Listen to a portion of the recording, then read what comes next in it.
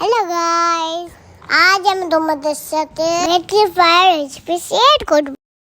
এমন ভাবে বলছিস জানি তুই ব্যাটারি ফায়ারটা করেছিস। ওর কথা কান দিও না তো।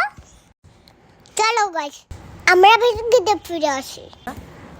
ফার্স্টে ভেটকিটাকে ওয়াশ করে নিতে হবে। তারপর নুন, হলুদ, লঙ্কা গুঁড়ো, জিরে গুঁড়ো, ধনে গুঁড়ো, লেমন জুস আর পুদিনা পাতা বাটা আর ধনিয়া পাতা বাটা। আমার মনে করে একটু চিনিও দেবে কিন্তু। এই চিনিটাকে তুই দিয়েছিলি? নে রে বাবা, শুধু চিনিটাই তো তুই দিয়েছিস। বাকি সব তো মা করেছে, তা তুই কি করলি? আরে বোকা, বুঝলি না? মাকে তো রেসিপিটা আমি শিখিয়ে দিয়েছি। এখন একটা পাত্রে কর্নফ্লাওয়ার আর ময়দা দিয়ে তার মধ্যে গোলমরিচ গুঁড়ো আর লঙ্কা গুঁড়ো দিয়ে ভালো করে মিক্স করতে হবে। আর একটা পাতলে 1.5 গ্রাম ঢেলে রাখতে হবে।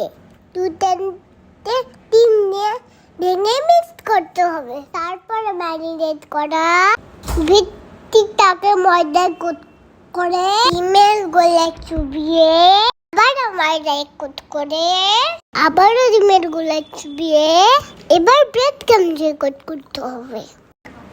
তারপর সুন্দর করে ছুরি সাহায্যে সেঁকতে হবে। এভাবে সবগুলো রেডি করে নেব।